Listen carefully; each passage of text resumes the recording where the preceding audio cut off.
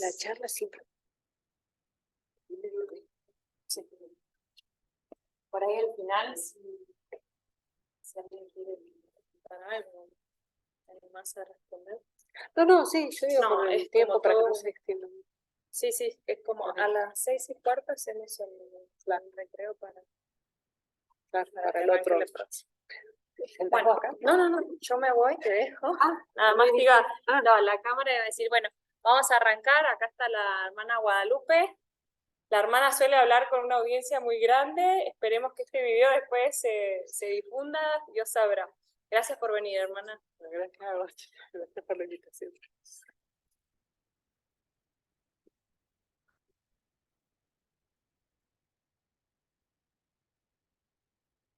Hago una oración para empezar en el nombre del Padre, del Hijo y del Espíritu Santo. Amén. Dios te salve María, llena eres de gracia, el Señor es contigo, bendita tú eres entre todas las mujeres y bendito es el fruto de tu vientre, Jesús.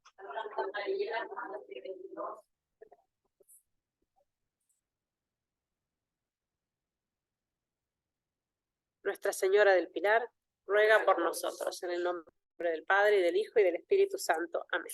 Estamos en un colegio que nos paramos. Me parece muy bien.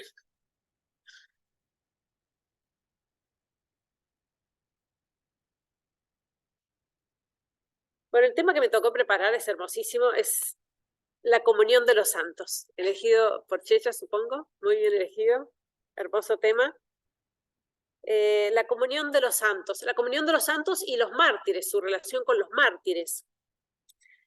Entonces quiero hablar primeramente de qué es la comunión de los santos y centrarme sobre todo en eso, porque de allí se desprende la importancia de los mártires. Nosotros decimos en el credo, sobre el final del credo, decimos, creo en la comunión de los santos. Le decimos credo a esta oración porque es la primera palabra en latín, de la fórmula de la oración latina, credo in unum Deum, entonces por eso quedó el nombre credo.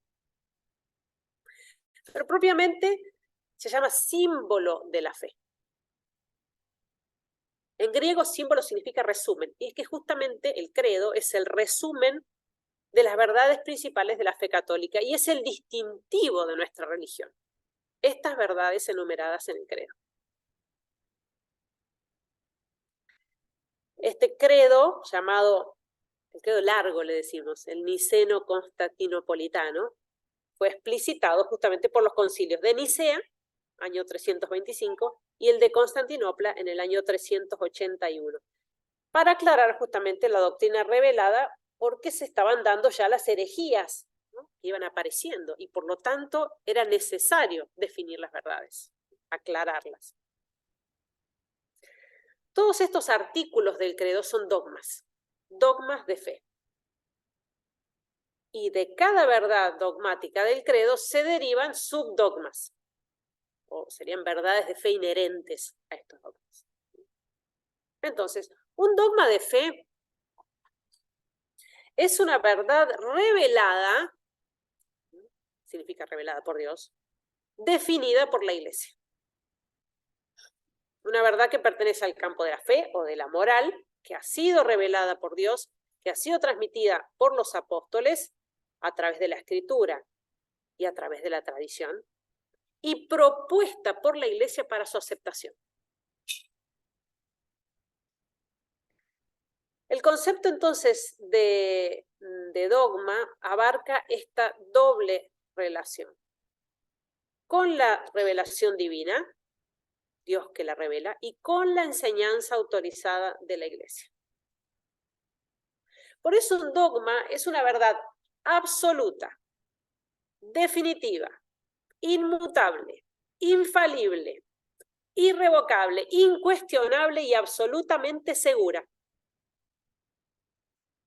Una vez que es proclamado solemnemente, ¿no?, un dogma, ningún dogma de estos puede ser derogado o negado, ni por el Papa, ni por un concilio, una decisión conciliar, por lo que sea, no se puede. Por eso los dogmas constituyen la base inalterable de la doctrina católica. Y cualquier católico está obligado a adherir a aceptar y a creer en los dogmas. Pero ¿qué pasa? Cuando la Iglesia define un dogma de fe, no es que esas cosas empiezan a ser verdad desde ahora, desde que lo define la Iglesia. Son verdades que siempre han existido, son verdades que siempre lo han sido, pero que su creencia ha empezado a ser obligatoria al momento de definirse. Entonces, la definición de una doctrina no es su invención, sino la declaración autoritaria de que ha sido revelada por Dios. Es decir, la Iglesia confirmando esto es revelación de Dios. Esto es verdad. Históricamente, la aparición de nuevos errores obligaba a la Iglesia a definir y declarar más firmemente aquello que siempre ha sido verdad, pero que las circunstancias del momento reclamaban aclaración. El contenido de los dogmas entonces es inmutable, pero la formulación de ese contenido se puede desarrollar para acomodarse mejor al modo de hablar de los tiempos, ¿no? Se puede desarrollar, pero no cambiar. Hay una cita muy importante de San Vicente de Lérins que dice: quizá alguno se pregunte, entonces no es posible ningún progreso en la Iglesia de Cristo. Claro que debe haberlo, y grandísimo, dice. Ha de ser, sin embargo, con la condición de que se trate verdaderamente de progreso para la fe y no de cambio. Es característico del progreso que una cosa crezca, permaneciendo siempre idéntica a sí misma. Propio del cambio es, por el contrario, que una cosa se transforme en otra. Crezca, por tanto, y progrese de todas las maneras posibles el conocimiento, la inteligencia, la sabiduría, tanto de cada uno como de la colectividad, tanto de un solo individuo como de toda la Iglesia, de acuerdo con la edad y con los tiempos, pero de modo que esto ocurra exactamente según su peculiar naturaleza, es decir, en el mismo dogma, en el mismo sentido, según la misma interpretación. Y trae una comparación muy interesante. Dice que la religión imite así en las almas el modo de desarrollarse de los cuerpos. Sus órganos, aunque con el paso de los años se desarrollan y crecen, permanecen siempre los mismos. ¿Qué diferencia tan grande hay entre la flor de la infancia y la madurez de la ancianidad? Y sin embargo, aquellos que son ahora viejos son los mismos que antes fueron adolescentes. Cambiará el aspecto y la apariencia de un individuo, pero se tratará siempre de la misma naturaleza y de la misma persona. Pequeños son los miembros del niño y más grandes los de los jóvenes, y sin embargo son idénticos. Y así el aumento de la edad revela en los mayores las mismas partes y proporciones que la sabiduría del Creador había delineado en los pequeños. Si la figura humana adquiriese más proporciones que la... Si la sabiduría humana adquiriese más tarde un aspecto extraño a su especie, si se le añadiese o quitase algún miembro, todo el cuerpo perecería o se haría monstruoso o al menos se debilitaría. Fíjense la comparación.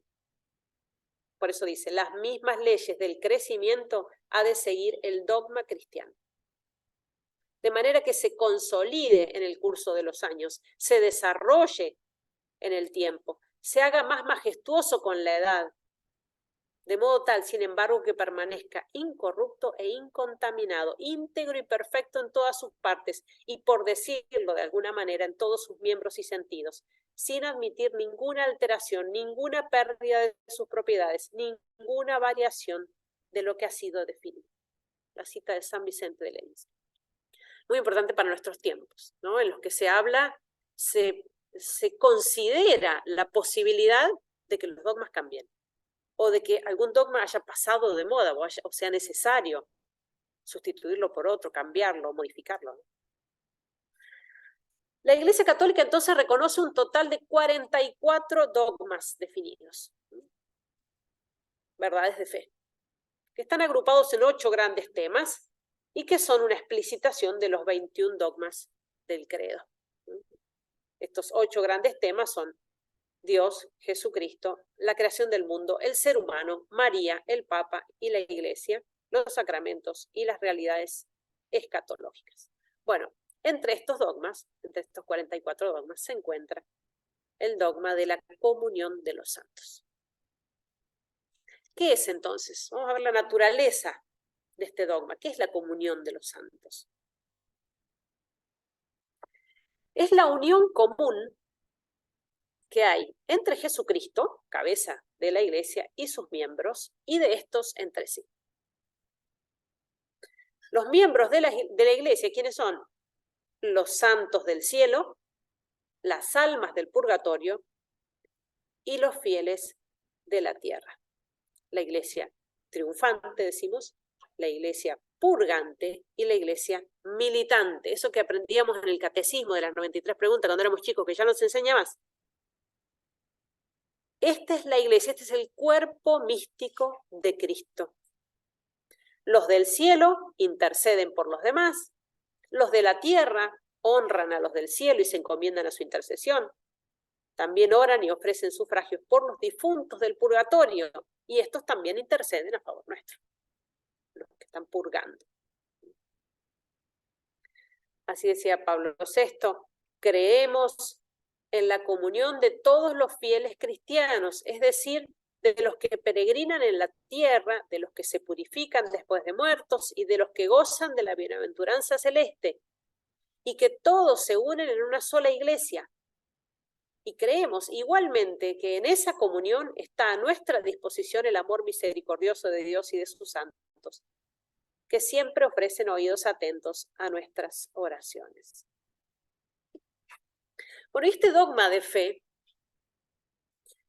que rezamos en el credo se fundamenta en uno de los textos más bellos de San Pablo, donde el apóstol compara a la iglesia justamente con el cuerpo humano. En la primera carta a los Corintios, capítulo 12, del versículo 12 al 27, va a decir San Pablo: así como el cuerpo es un todo, teniendo muchos miembros, y todos los miembros del cuerpo, aunque muchos, forman un solo cuerpo, así también es Cristo. El cuerpo no consiste en un solo miembro, sino en muchos. Si el pie dijese, yo no soy la mano, por eso no soy del cuerpo, ¿acaso dejaría él de ser cuerpo? Hay pues muchos miembros, pero un solo cuerpo. El ojo no puede decir a la mano, no necesito de ti, ni la cabeza a los pies, no necesito de vosotros. Continúa San Pablo, antes, al contrario, los miembros del cuerpo que parecen los más débiles son los más necesarios.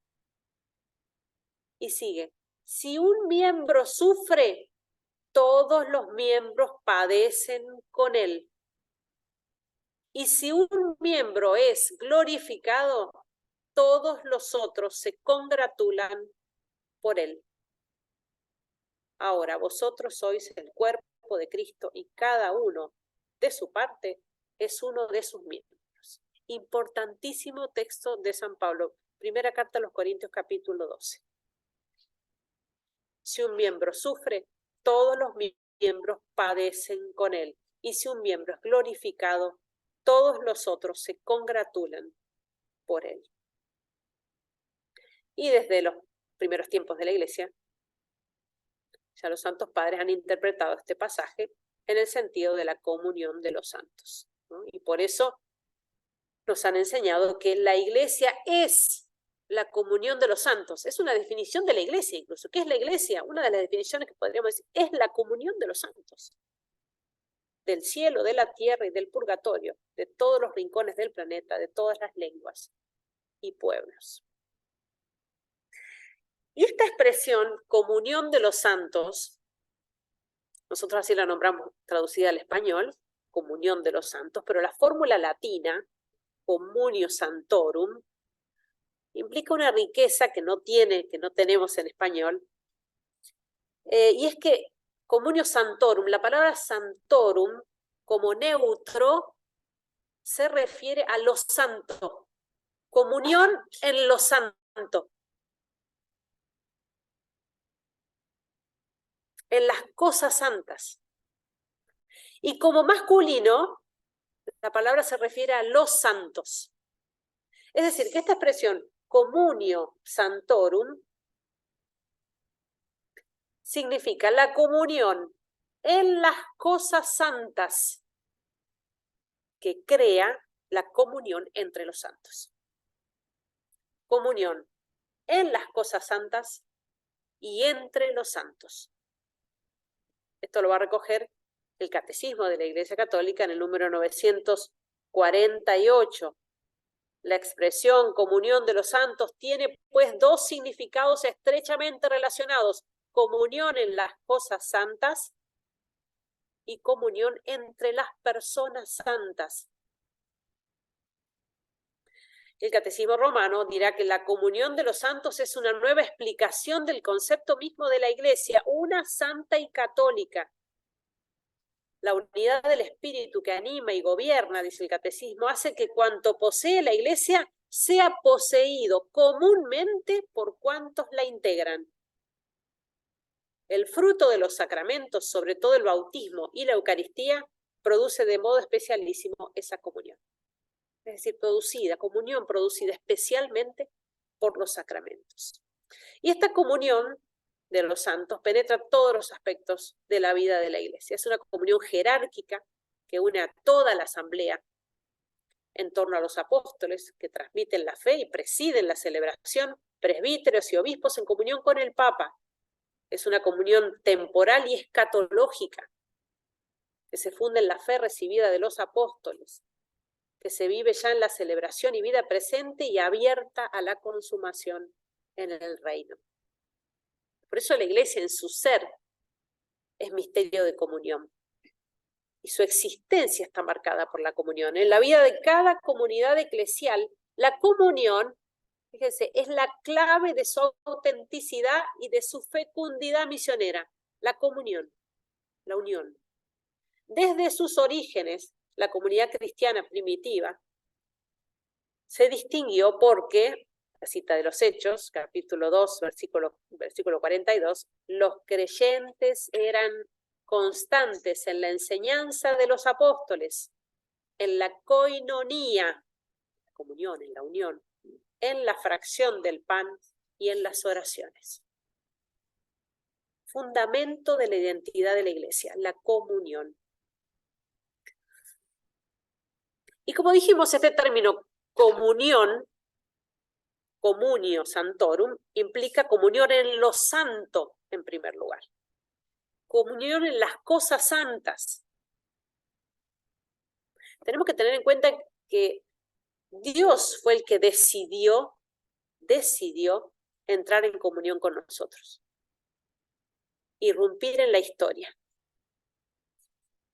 Esta comunión, esta unión que se pudo dar con Dios no es obra del hombre, ni iniciativa del hombre. No fueron ni sus ritos, ni sus ofrendas, ni los lugares sagrados que tenía lo que le hizo alcanzar la comunión con Dios. Es el mismo Dios quien ha decidido romper la distancia que lo separaba con el hombre y entrar en comunión con él.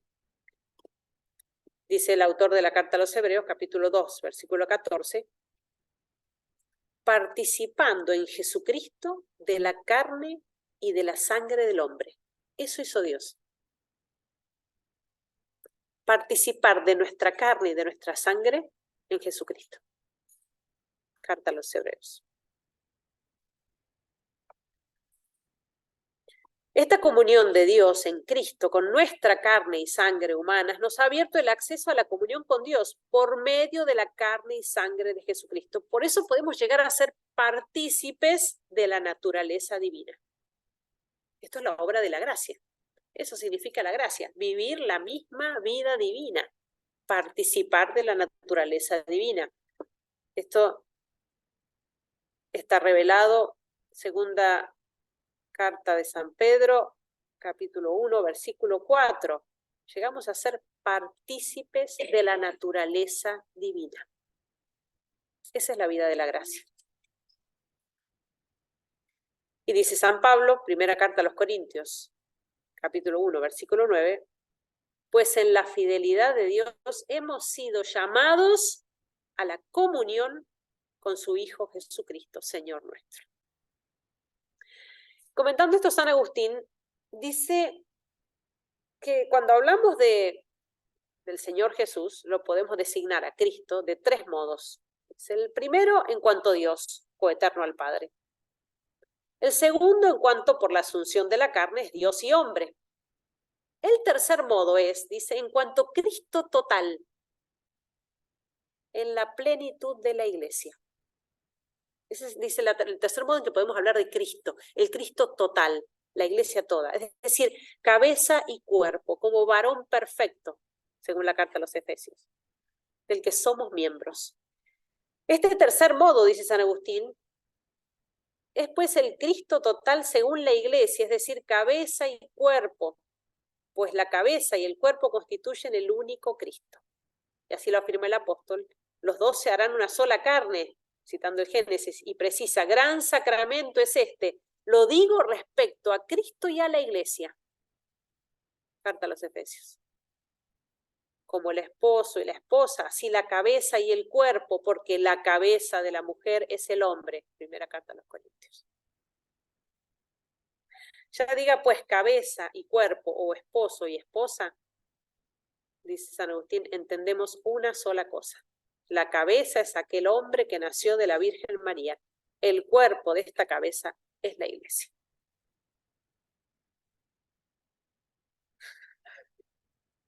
Y el Catecismo de la Iglesia Católica, en el número 947, va a decir de qué manera se da esta unión entre los fieles y con Cristo. Dice, como todos los creyentes forman un solo cuerpo, el bien de los unos se comunica a los otros. Es pues necesario creer que existe una comunión de bienes en la Iglesia. Pero el miembro más importante es Cristo, ya que Él es la cabeza. Así, el bien de Cristo es comunicado a todos los miembros. Y esta comunicación se hace a través de los sacramentos. Esto es fundamental. Es fundamental entenderlo y es fundamental saberlo. Porque no hay comunión sin vida de gracia. No hay comunión real, verdadera, sin vida sacramental.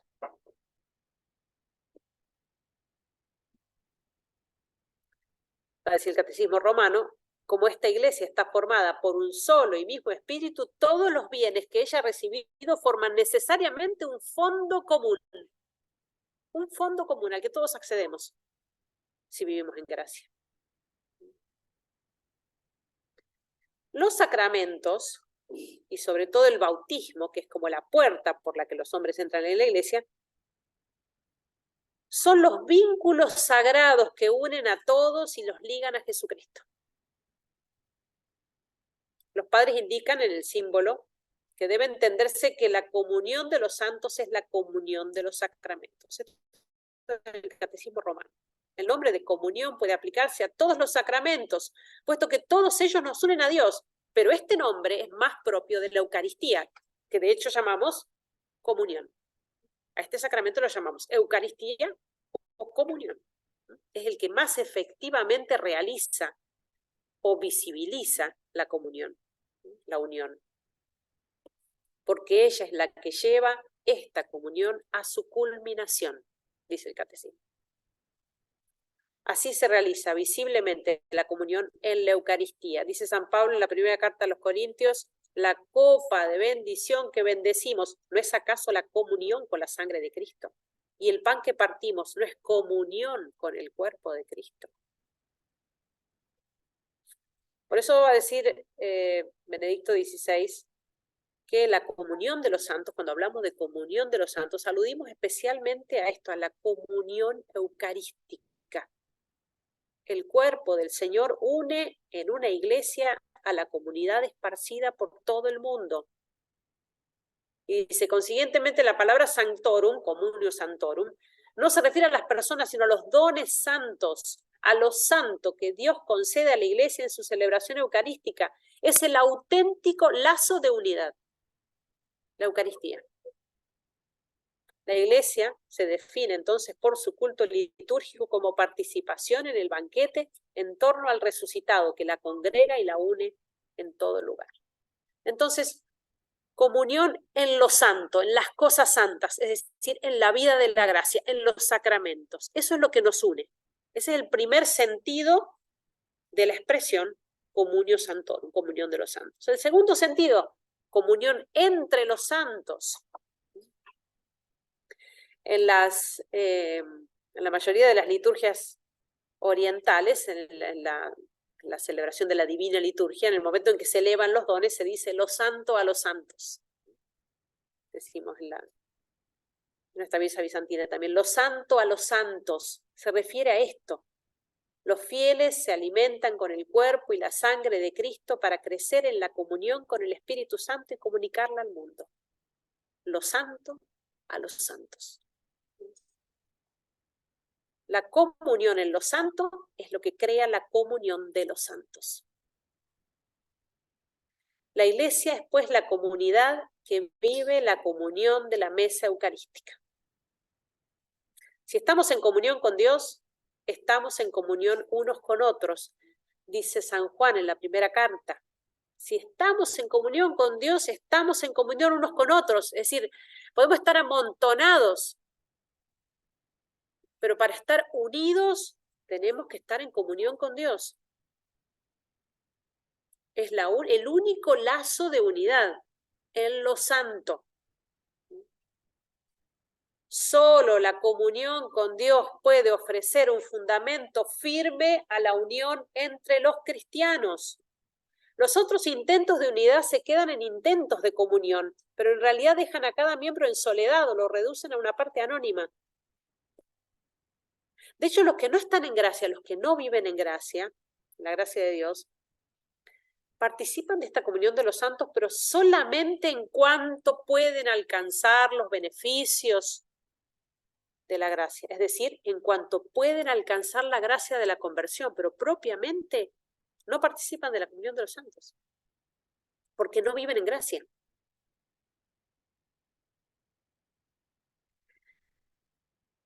Y esto que así repetido parece tan de perogrullo, que uno dice, bueno, sí, ya lo sabemos, sí, es así. Bueno, eso es lo que es tan difícil de entender hoy. Porque si yo quiero hacerle el bien a alguien y unirlo a nuestra comunidad, lo que tengo que hacer es hacerlo participar de lo santo, que vive en gracia.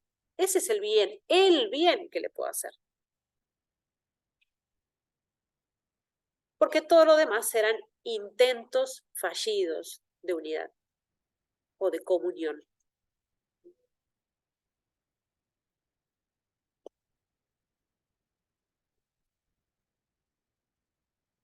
Es el bautismo lo que nos injerta, podemos decir así, a Cristo, que nos hace participar de la vida divina que nos vino a traer, es decir, de la gracia santificante.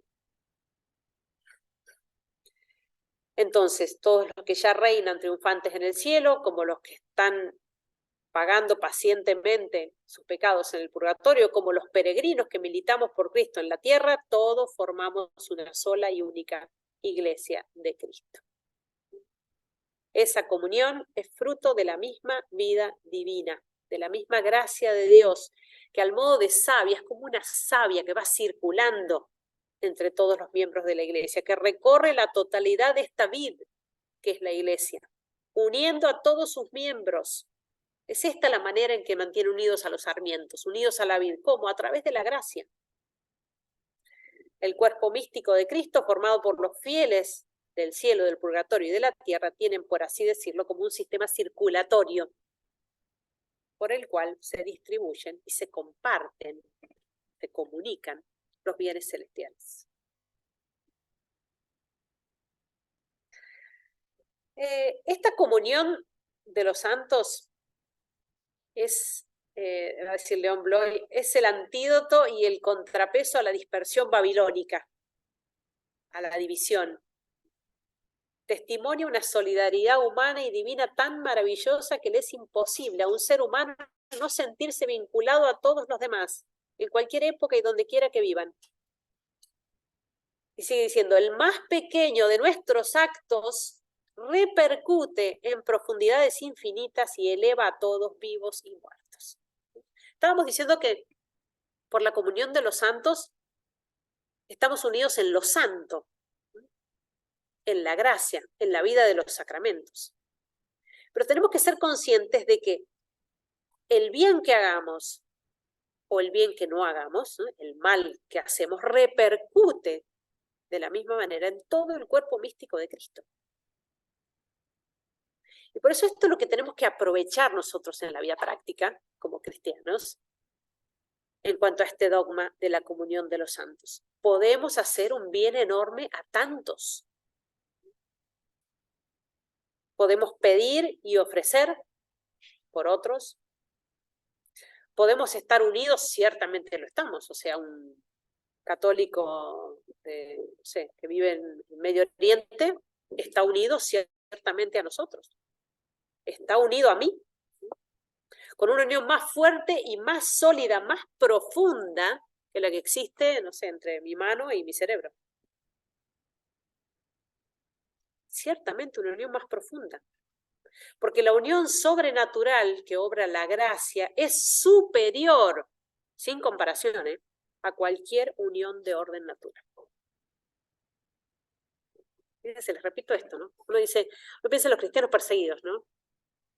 Nuestros hermanos en Medio Oriente, los mártires, que uno quisiera, no sé, estar cerca, ayudarlos, asistirlos, acompañarlos, conocerlos, alentarlos, no sé, estar ahí. Bueno, estamos más unidos a un mártir de allá, a un cristiano perseguido de allá, que lo que está unida a mi mano, a mi cabeza, a mi cerebro. Tenemos que profundizar en esto, es una verdad de fe. Estamos realmente unidos a ellos. Y hay un flujo permanente, un beneficio permanente entre los santos, es decir, todos los miembros de la iglesia. Y por eso la responsabilidad que tenemos. Por eso no soy una isla en este mundo o en la iglesia o en mi comunidad, sino que yo, con mi modo de obrar, aunque esté solo, aunque nadie me vea, afecto, para bien o para mal, al cuerpo místico. Para bien, si hago el bien. Para mal, si peco. Esta es una verdad de fe que tenemos que profundizar porque además tenemos que aprovechar. La comunión de los santos es el medio más poderoso de apostolado que tenemos. Si vivimos una vida santa y de amor fervoroso a Dios, podemos prestar un valioso auxilio a los cristianos del mundo entero. Porque con la práctica de la virtud se conserva el estado de gracia en toda la iglesia por un acto de virtud. La práctica de la virtud nos aleja del pecado haciendo que no seamos motivo de retracción de la gracia divina para la iglesia universal o para un determinado conjunto de fieles de un país, de una ciudad, de un barrio. Hace que seamos verdaderos pararrayos de la gracia de Dios, beneficiando así a la iglesia toda, la iglesia universal. Por la comunión de los santos, entonces, un solo acto de virtud, de abnegación, de generosidad, puede tornarse en auxilio para, pensemos, no sé, un joven que se está por precipitar en el pecado. Y lo puede ayudar a mantenerse firme. Un acto virtuoso mío. A una persona que ni conozco. Así como un acto pecaminoso mío puede tener y tiene consecuencias en los miembros y en el cuerpo místico de Cristo. Estamos entonces unidos de tal manera que nuestros actos e intenciones influyen en la fidelidad o la infidelidad de nuestros hermanos en la fe. Yo recuerdo cuando, dando testimonio, ¿no?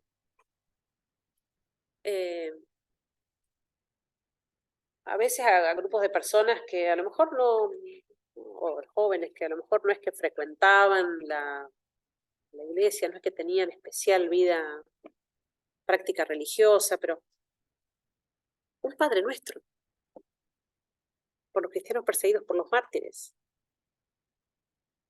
Un Padre Nuestro. Y me acuerdo que una vez, en un testimonio que les conté, digo, esta mujer que ve que entierran vivos a sus hijos y que lo está viendo morir ante sus ojos, ¿cómo se mantiene firme una mamá cuando le están enterrando vivo a su hijo? Evidentemente Dios le está dando una gracia, ¿no?, sumada a su fidelidad. Pero ciertamente que contribuye ese Padre Nuestro que algún cristiano dijo en alguna parte del mundo y rezó.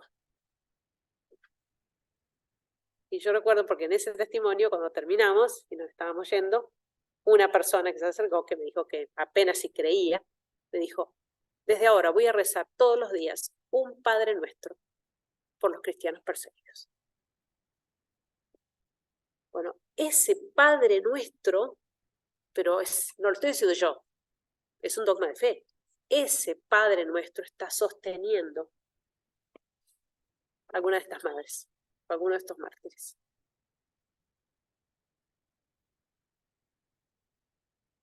Así podemos ofrecer oraciones por las personas más tentadas en el mundo, por los cristianos perseguidos, para que sean fieles,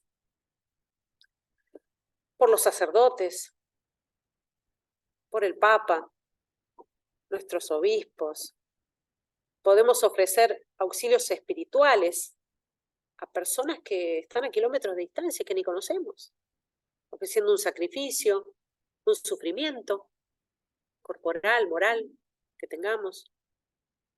Una privación voluntaria que hagamos de alguna cosa mínima, sencilla, algo que me gusta comer y que hoy no lo como y lo ofrezco. Eso tiene valor para alguien.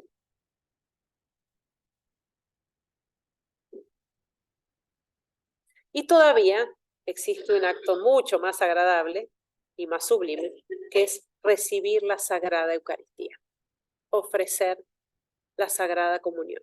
Las intenciones de la comunión eucarística ofrecida por los cristianos del mundo, por las almas del purgatorio, hace que usemos activamente este medio de caridad fraterna. La oración y los méritos que adquirimos en la Eucaristía pueden beneficiar al mundo entero por causa de este fondo común del que participamos. Todos los méritos de los santos, de la Santísima Virgen y de la pasión de Cristo en la cruz. Nos hacemos acreedores, distribuidores de este fondo común, que atrae las gracias de Dios, beneficia a todas las almas de la tierra y del purgatorio. El fundamento entonces de todas estas obras que podemos hacer en favor del cuerpo místico de Cristo, ¿cuál tiene que ser para que tengan valor? Para que tengan justamente valor de mérito y que puedan sumar un beneficio al cuerpo místico. El fundamento de todo acto que podamos hacer por ellos es la caridad. Todos los actos, nuestros actos que están impulsados por la caridad, favorecen al cuerpo místico de Cristo. La comunión de la caridad, va a decir el Catecismo de la Iglesia Católica en el número 953. Y cita a San Pablo en la carta a los Romanos, capítulo 14, versículo 7. Ninguno de nosotros vive para sí, como tampoco muere nadie para sí mismo. Y de nuevo la cita que ya leímos antes de la primera carta a los Corintios: si sufre un miembro, todos los demás sufren con él. Si un miembro es honrado, todos los demás toman parte en su gozo.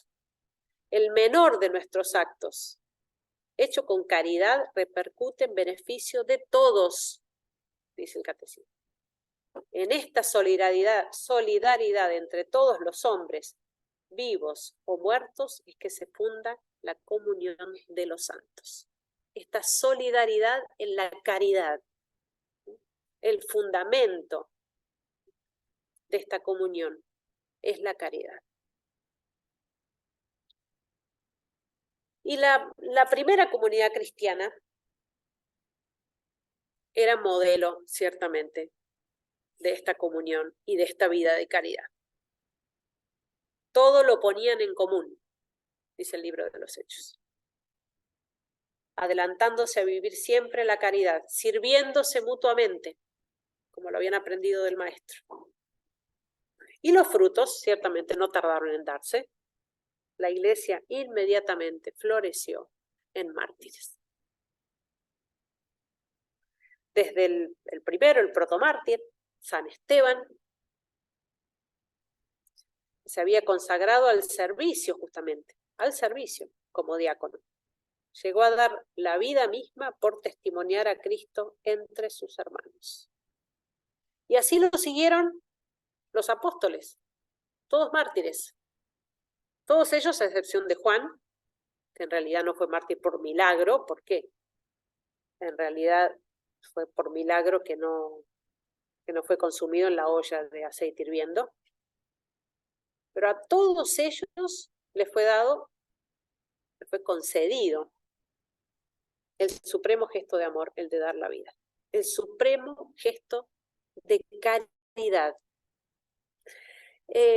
Y esto es un tema muy interesante que trata Santo Tomás en la Suma Teológica, preguntándose justamente si el martirio es una obra de caridad, si es un acto de la virtud de la caridad.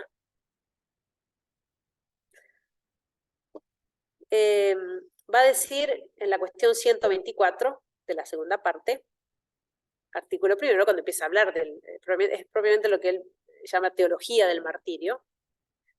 Él va a decir en primer lugar o demostrar que el martirio es un acto de virtud, en primer lugar. Después va a decir de qué virtud, ¿no? Es un acto de virtud. Dice, el propio de la virtud es hacer que la persona permanezca en la verdad y en el bien. Y es esencial al martirio mantenerse por él firme en la verdad y en la justicia contra los ataques de los perseguidores. Es pues evidente que el martirio es un acto virtuoso, es un acto de virtud. Dice en primer lugar, artículo 1. El artículo 2 dice si es un acto de la virtud de la fortaleza, que parecería ser, ¿no? Dice, muchas virtudes son ejercitadas por el mártir, la paciencia, la caridad, la fortaleza. Ha de considerarse, sin embargo, que el martirio es un acto ilícito de la virtud de la fortaleza, es decir, propio de la virtud de la fortaleza, que obra bajo el imperio de la caridad y que también la paciencia de los mártires es alabada por la tradición cristiana. Santo Tomás, entonces, siguiendo a Aristóteles, dice, la fortaleza se ocupa de vencer el temor más que de moderar la audacia, y que lo primero es más difícil y principal que lo segundo, va a decir. Por eso enseña, resistir, esto es, permanecer firme ante el peligro, es un acto más principal de la fortaleza que atacar. Fíjense, a veces uno piensa así vulgarmente que ser fuerte es, ¿no?, ir al ataque. No, es más propio de la fortaleza y más difícil resistir que atacar, dice Santo Tomás. En efecto, por 3 razones resistir es más difícil que atacar. El que resiste permanece firme ante quien se supone en principio que es más fuerte. Por otra parte, el peligro está presente en la resistencia porque es futuro en el ataque.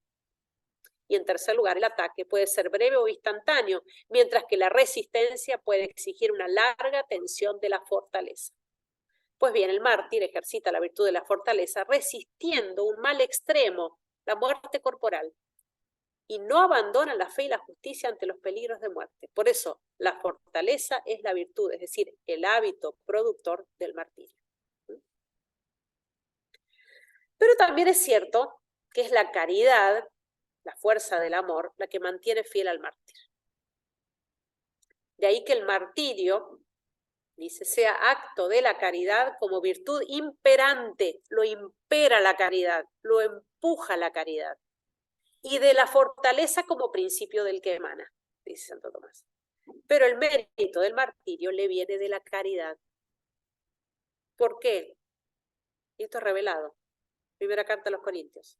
Porque si repartiere toda mi hacienda y si entregara mi cuerpo al fuego, no teniendo caridad, nada me aprovecha. Y esto también es fundamental para entender lo que significan nuestros actos virtuosos, que tienen por la caridad. Y cuando hablamos de caridad, no hablamos de obras de caridad, la obra de darle como un pobre, no estamos hablando de esa caridad, sí, propiamente, materialmente, sino la caridad, es decir, el amor a Dios, la unión con Dios, la vida de gracia. Si repartiere toda mi hacienda y si entregara mi cuerpo al fuego, no teniendo caridad, nada me aprovecha, dice San Pablo. No dice, bueno, vale poco, bueno, me falta un poco para ser perfecto. No, nada me aprovecha.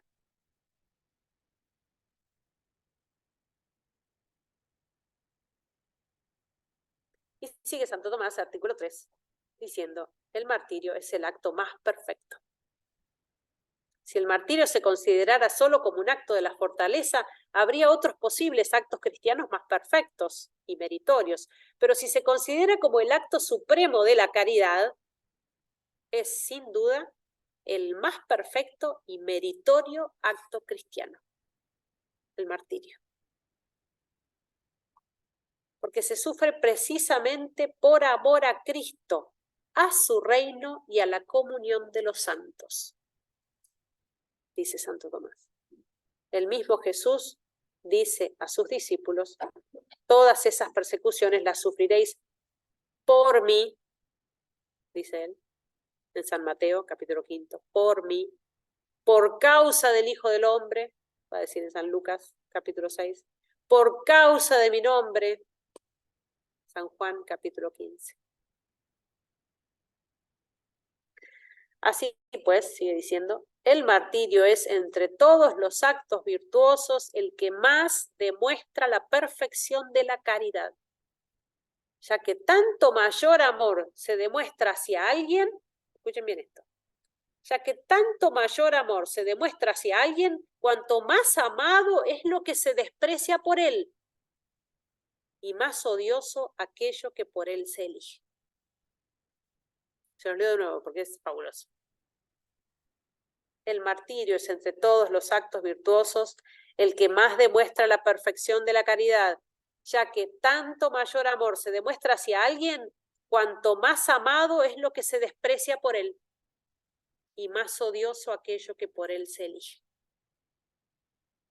Y es evidente que el hombre ama su propia vida sobre todos los bienes de la vida presente, y que por el contrario experimenta el odio mayor hacia la muerte, sobre todo si es inferida con dolores y tormentos corporales.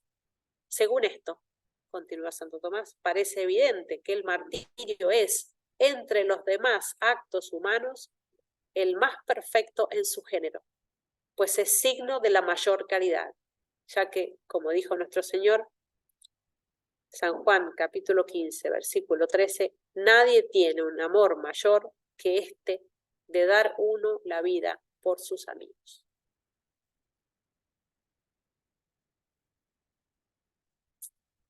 Y así lo declara Benedicto XIV, el martirio es el acto más perfecto de la caridad, el que más directamente hace participar de la pasión de Cristo y de su obra redentora, y el que produce efectos más preciosos tanto en la santificación del mártir como en la comunión de los santos. Benedicto XIV. Así entonces, para terminar y cerrar, la Iglesia sigue dando mártires hasta nuestros días y los seguirá dando. Más aún que en los primeros tiempos de la Iglesia, ciertamente. Y son ellos, son los mártires, los que están manteniendo viva esta comunión en la caridad. Por este misterio de la comunión de los santos, nosotros podemos estar unidos a ellos. Podemos unir a su dolor y a su sacrificio también nuestras penurias, también nuestras dificultades, nuestros sufrimientos, nuestras entregas cotidianas, nuestras luchas. Y podemos de esta manera participar de este intercambio maravilloso, el mejor negocio, como siempre decimos, de beneficio que tenemos por estar unidos a los mártires. Porque ciertamente nosotros ofrecemos por ellos y nos beneficiamos con sus méritos. Si nosotros vivimos plenamente esta verdad de fe, de la comunión de los santos, podemos hacer maravillas. Maravillas en el orden de la gracia. Podemos convertir pueblos enteros. Podemos asistir y ayudar ciertamente a los cristianos perseguidos. La fe en la comunión de los santos pone en las manos del católico el verdadero timón de la historia. Y acá termino. Muchas gracias.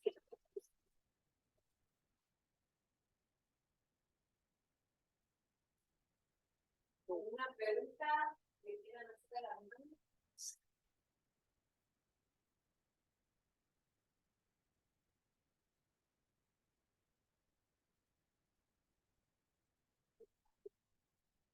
Esta película de la trata de personas, esos chiquitos que capaz tienen fe, que mueren, ¿pueden llamar que son mártires?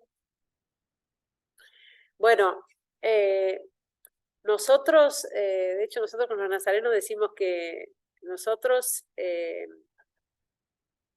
apoyamos a los cristianos perseguidos por su fe y apoyamos a los niños por nacer, ¿sí?, que son perseguidos en el vientre de sus madres por odio a la vida con mayúscula, por odio a Jesucristo. En el fondo esto se puede comparar, ¿no?, a los santos inocentes, ¿no?, a los mártires inocentes, ¿sí?, del tiempo de Jesucristo. Es decir, está siendo perseguida la vida misma, Jesucristo mismo. Es esa la razón última de esta persecución, de todo este mal, ¿no? Y por eso estas personas, incluso estos niños, ¿no?, como lo fueron los mártires inocentes, aún sin saberlo, se puede decir que son mártires. Yo creo que se puede decir que son mártires, en cierto sentido, obviamente.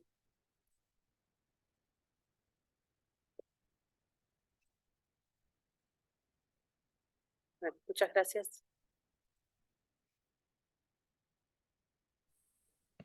Muchas gracias, hermana. Ay, gracias a ustedes. Soy Bonnie de Mendoza. A ver si me puedo ver la cara. A ver si. Mamá, a ver. Acá estoy. Sí, ahí te veo. Hola, hola. Un gusto y muchísimas gracias. Bueno, gracias a ustedes. ¿Cómo es tu nombre, hermana? Guadalupe. Guadalupe. Bueno, ha sido un gusto. Y hay una cosa que me quedó muy picando, es el cómo ayudamos a nuestros hermanos en la comunión de los santos, nuestros hermanos que no pueden comulgar. No Exactamente. pueden, ¿sí? Porque que son católicos, apostólicos y romanos, practicantes, bautizados. Sí, que no viven en gracia. No pueden, Sí. están divorciados, entonces no pueden tomar la comunión. Sí. Por eso el mayor bien, porque está ¿escuchan? No, porque está diciendo justamente cómo, perdón, un segundito, ¿no?, que está diciendo justamente cómo ayudar a estas personas que, por ejemplo, no pueden comulgar, ¿no?, y que son bautizados, pero no viven en gracia, no pueden comulgar. ¿Cómo los ayudamos, ¿no?, para que participen de la comunión de los santos? Por eso ellos ciertamente participan, son miembros de la iglesia en cuanto que se pueden beneficiar de la gracia por la conversión. Es decir, hay que rezar por ellos, por su conversión. Hay que rezar para que puedan volver a la vida de la gracia. Eso es lo más importante, es la mayor obra de caridad que podemos hacer por esas personas. No acomodar las cosas para que da todo lo mismo, porque no tiene ningún sentido que primero ningún papelito nosotros, porque podemos firmar el papelito que quieran, pero cosas no son porque la decidamos nosotros, ¿no? O sea, estas son verdades de fe, ¿no? Entonces, por eso la importancia de rezar por la conversión, ¿no?, y de acercar a las personas a los sacramentos. Lo que pasa es que evidentemente a cualquiera de nosotros evitar el pecado le significa una renuncia, pero a cualquiera de nosotros. A cualquiera, no es, uno dice, bueno, pobre, lo que pasa es que, bueno, para comulgar tendría que dejar, y bueno, ¿cuántas cosas deja cada uno para poder vivir en gracia? ¿A cuántas cosas renunciamos? Incluso lícitas, incluso lícitas. ¿No? Entonces, rezar justamente por la fortaleza de estas personas, para que puedan acercarse nuevamente a la vida de la gracia, para que tengan la voluntad y la fuerza para dejar aquello que tienen que dejar. Porque no es tan complicado, ¿eh? No es tan complicado. Se puede ofrecer también sacrificios de nosotros por ello. Por supuesto, ofrecer sacrificios, claro que sí, claro que sí. Sí, el pecado, sí, sí, sí, sí. Y confiar, por supuesto, en la misericordia de Dios, porque los tiempos de Dios no son los nuestros, ¿no? Eso sobre todo. Ya estamos ofreciendo el sacrificio. Ofreciendo los méritos de Jesucristo, como si fuéramos nosotros acreedores de todos esos méritos, como si estuviéramos en la mano pudiéndolos repartir, por así decir, de una manera grosera, ¿no? Pero sí, nos hacemos administradores de todos esos méritos. Por supuesto, a modo de recipiente, es decir, de acuerdo a mi fervor, de acuerdo a mi disposición, de acuerdo a mi atención. Por eso la importancia de recibir bien la Eucaristía cada vez mejor. ¿Por qué? De acuerdo al- Y porque la Eucaristía en sí misma tiene valor infinito. O sea, una sola Eucaristía me podía hacer santo. ¿Por qué no me hace santo una sola Eucaristía?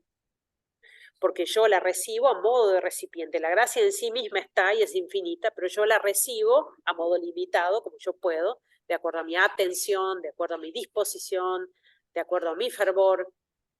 Y por eso yo de algún modo pongo límite a esa gracia que es infinita. El sacrificio de Cristo en la cruz es un acto infinito, de mérito infinito, digo. ¿No? Entonces una sola misa nos bastaría para ser santos, y no nos basta, ¿por qué? Porque realmente, bueno, somos limitados. Por eso la importancia de disponernos cada vez mejor para recibir la Eucaristía y participar de la Santa Misa. ¿No? Una cosa es lo que es en sí misma la Eucaristía y otra es cómo obra en cada uno. ¿No? Porque en realidad es lo que le dejamos obrar, por así decirlo. ¿No? Hermana, algo que me explotó la cabeza fue que dijo que a los apóstoles Dios les otorgó el beneficio del martirio, Sí, como un regalo, ¿no? sí. Y me pareció muy, muy loco, por decirlo así, porque ¿quién quiere que lo maten? Sí, sí, sí, sí. Pero Dios se les dio como un regalo. Sí, sí, sí.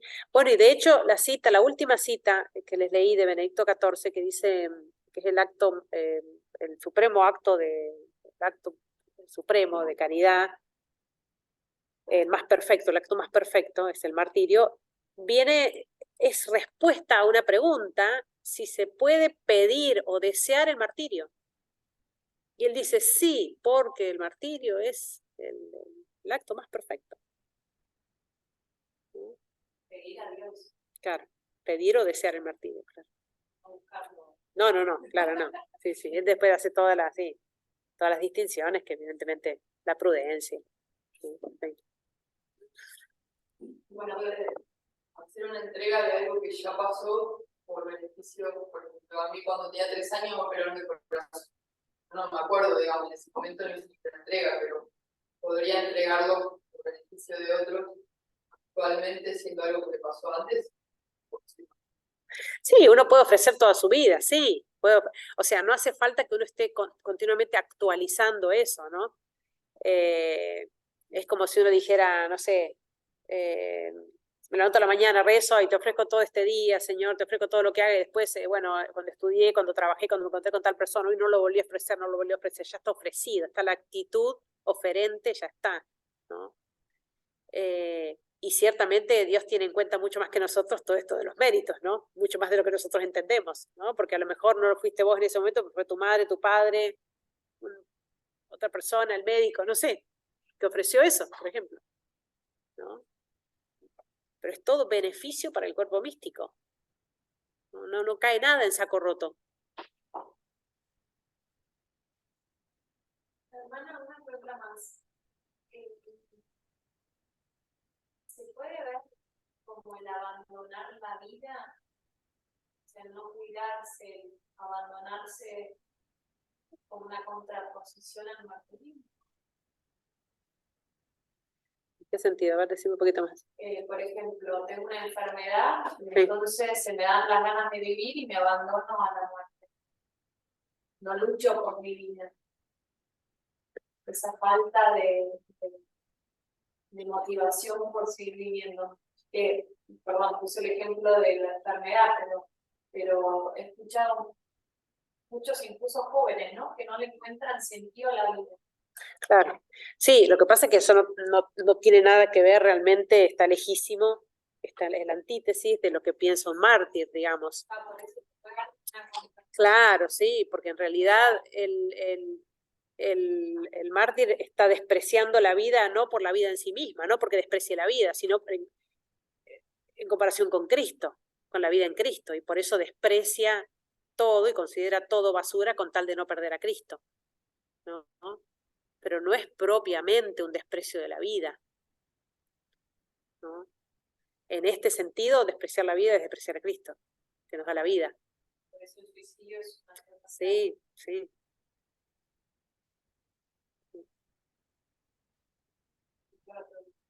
No, pero es que no hay que pensar que tampoco que los mártires no quieren vivir o que los mártires desprecian la vida. No. O sea, y ciertamente es un sufrimiento tremendo. ¿Me explica? O sea, no es que sea una cosa sensiblemente agradable. Y sobre todo si el martirio es de tu hijo y lo estás viendo morir. Claro, ¿no? Por eso, ¿cómo se hace? No está despreciando la vida del hijo, no, está apreciando más su vida espiritual por sobre su vida física. Eso está haciendo esa madre, ¿no? Pero evidentemente con visión sobrenatural, muy sobrenatural.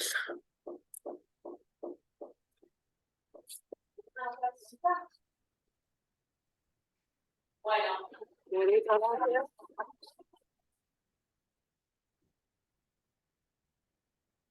vamos a ir ahora al tercer intervalo, el tecito calentito.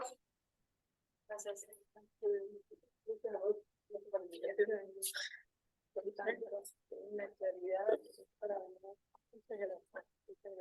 Siempre le rezamos, sí, soy consciente de rezamos y creo, pero hablo de miedo,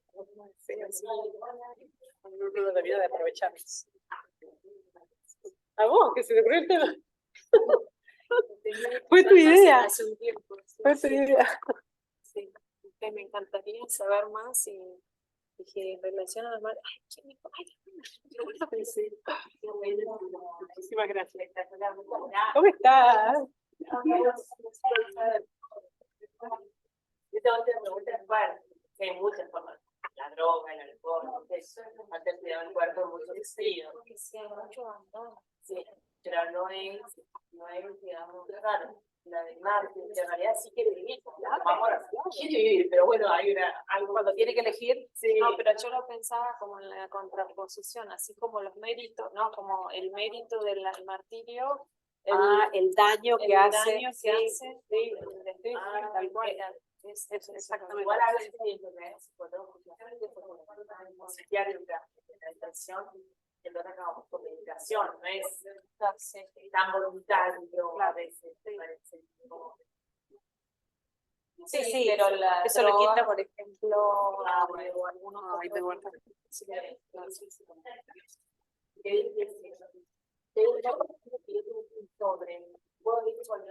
Acá esto, Checha, queda abierto.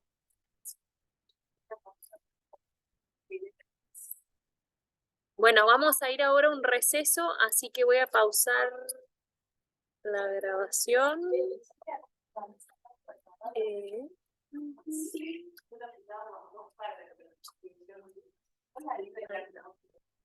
Y nos vemos en un ratito.